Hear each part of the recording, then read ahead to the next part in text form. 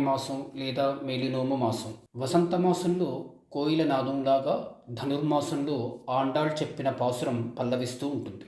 ఆండాళ్ శ్రీకృష్ణుని భక్తురాలు. మార్గశిరంలో తెల్లవారుజామునే లేచి తలారా స్నానం చేసి నోము నోచుకుని కృష్ణుణ్ణి ఆరాధించేందుకు గోపకన్యల్ని పిలవడం నుండి తిరుప్పావై పాసురాలు మొదలయ్యాయి. మనం ఈ పాసురాల్ని అవగతం చేసుకుంటూ వెళితే ఆండాళ్ చెప్పేది మనకు హృదయంగమం అవుతుంది. రోజుకో పాసురంగా ధనుర్మాసం 30 రోజులు తిరుప్పావై మనలోనూ మెదులుతూ ఉంటుంది. ఇవాళ ధనుర్మాసం 17వ రోజు, తిరుప్పావై 17వ పాసురం రోజు. ఆండాళ్ గోపకన్యలతో కృష్ణుడి ఇంటికెళ్ళాక తలుపు తీయమని కావలివాణ్ణి అడిగాక ఇంట్లోని వాళ్ళందరికీ మేలుకులుపుగా ఈ 17వ పాసురాన్ని పలికింది. ఆలకిద్దాం రండి.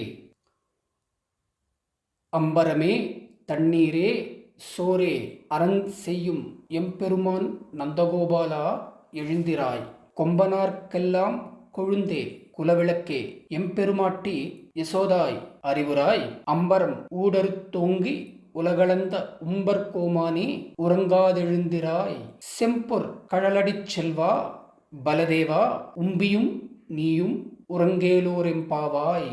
ఈ పాసురాన్ని మనం తెలుగులో ఇలా తెలుసుకుందాం. వస్త్రాల్ని, జలాన్ని, ఆహారాన్ని దానమిచ్చే మా దేవుడా నందగోపాల లే. చెట్ల కొమ్మల చిగురా కుటుంబ దీపమా మా దేవత యశోద మెలకువలోకి రా. ఆకాశాన్ని చేల్చుకుని వెళ్ళి లోకాన్ని కొలిచిన దైవనాథుడా నిద్ర చాలించి లే. మిసిమి బంగరు కాలి కడియాల భాగ్యవంతుడా బలదేవా నీ తమ్ముడు నువ్వు నిద్రలేవండి ఓలాలా నా చెలి. ఈ చెప్పిందాన్ని మనం ఇలా అవగాహన చేసుకుందాం.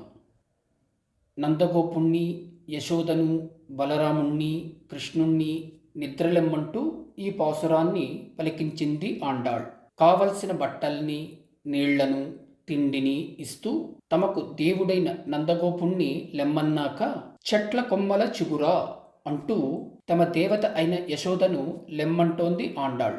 చెట్ల కొమ్మల చిగురు అని యశోదను అనడం చాలా బాగుంది. ఒక ఇంటికి, కుటుంబానికి ఇల్లాలే దీపం. కుటుంబ దీపమా అని యశోదను అంటూ ఆ సత్యాన్ని ఆండాళ్ నమోదు చేస్తోంది. కుటుంబం, ఇల్లాలు, కుటుంబానికి ఇల్లాలు దీపం కావడం ఇవి ఆండాళ్ కాలమైన 8వ శతాబ్దిలోనే లేదా వేల ఏళ్ల క్రితమే భారతీయతలో భాగం.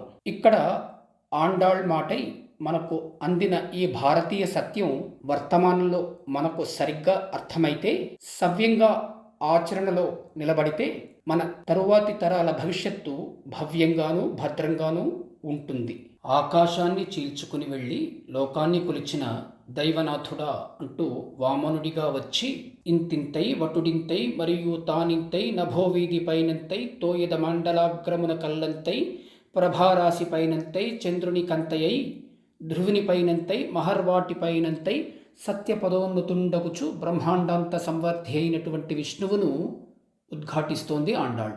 మిసిమి బంగరు కాలి కడియాల భాగ్యవంతుడా బలదేవా అని అంటూ బలరాముణ్ణి గొప్పగా సంబోధిస్తోంది ఆండాళ్. వెళ్ళి దైవాన్ని, ఆ దైవ బంధువుల్ని కళ్ళెత్తి చూడడానికి నిద్రలెమ్మని ఆండాళ్ కోరుకున్నట్టుగా మనము నిద్రలేచి దైవం దగ్గరికి వెళ్ళి మనల్ని చూడమని కోరుకుందాం.